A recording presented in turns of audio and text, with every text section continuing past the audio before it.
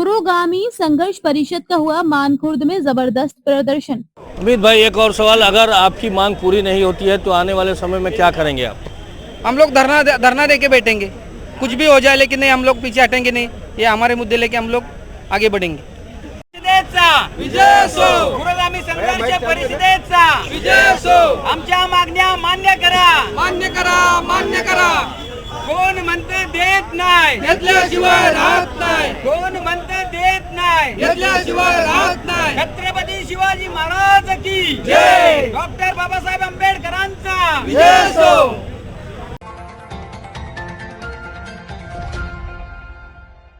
मुंबई मानखुर्द पश्चिम railway station के समीप पुरोगामी संघर्ष परिषद के सदस्यों के द्वारा अपनी मांगों को लेकर प्रदर्शन किया गया।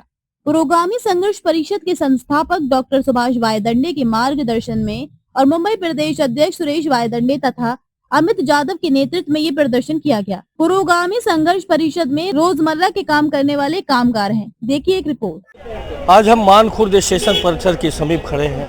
ये नज़ारा हम आपको दिखाना चाहेंगे जहां पुरोगामी संघर्ष परिषद के तमाम सदस्य यहाँ नज़र आ रहे हैं, जो कि कहीं न कहीं कहा जा सकता है रोज़मर्रा का काम करने वाले जो भी हैं वो आज यहाँ भारी संख्या में इकट्ठा हुए हैं। और इनकी ये मांग है कि हमें सरकार के द्वारा दरकिनार किया जाता है, या कार्ड की बात हो या किसी सुख सुविधा की बात हो, वो हमें नहीं मिलती है सरकार के द्वारा।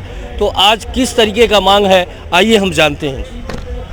आज या ठिकाणी पुरोगामी संघर्ष परिषदेचे राष्ट्रीय संस्थापक अध्यक्ष माननीय श्री प्राध्यापक डॉक्टर संघर्ष नायक सुभाष वायदंडे यांच्या मार्गदर्शनाखाली मुंबई महासचिव अमितजी जाधव साहेब यांच्या मार्गदर्शनाखाली आणि मी मुंबई प्रदेशाध्यक्ष सुरेश वायदंडे या ठिकाणी पुरोगामी संघर्ष परिषद कामगारांच्या हक्कासाठी शासनाकडे काही विविध मागण्या मागत आहे।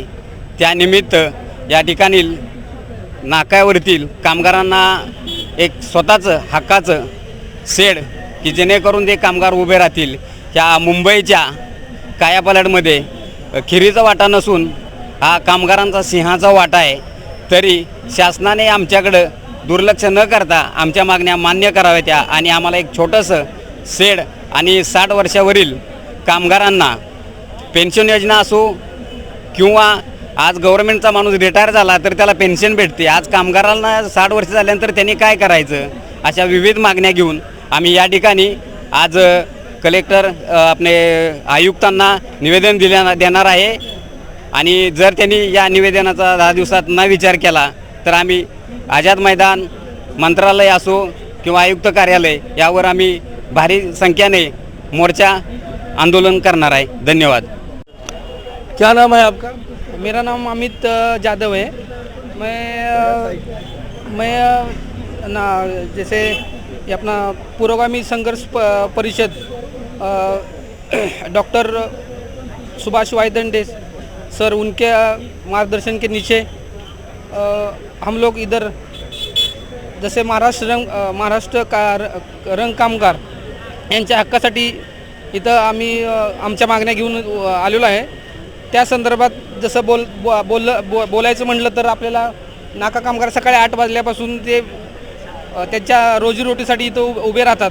त्यात त्यांना काम मिळेल का नाही मिळेल याची शाश्वती नसते।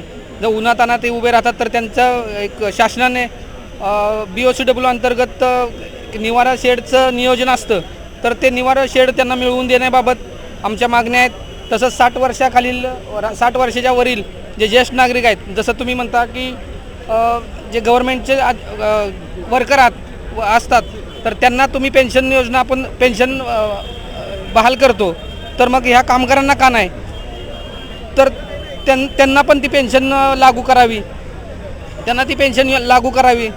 मग त्यानंतर असे बरेच काही असे मुद्दे आहेत की ते मुद्दे आम्ही हे ज्वलंत मुद्दे आहेत की हे शासन दरबारी जाऊन ह्या मागण्या आमच्या पुऱ्या झाल्या पाहिजेत आणि काही करून आम्हाला त्या आमच्या मागण्या त्यांनी मान्य कराव्या, नाहीत अन्यथा आम्ही कामगार कल्याण मंडळ आयुक्तालय यांच्याकडे जाऊन हे आम्ही निवेदन देणार आहे। जर त्यांनी जे निवेदन जर त्यांनी मान्य नाही केलं तर येत्या 10 दिवसात आम्ही एक बहुसंख्य कमीत कमी 10-1 हजार कामगार घेऊन आझाद मैदान आणि मंत्रालय याच्यासमोर मोठ्या ताकदीने एक आंदोलन उभं करणार आहे, तर त्यांनी त्याची दखल घ्यावी.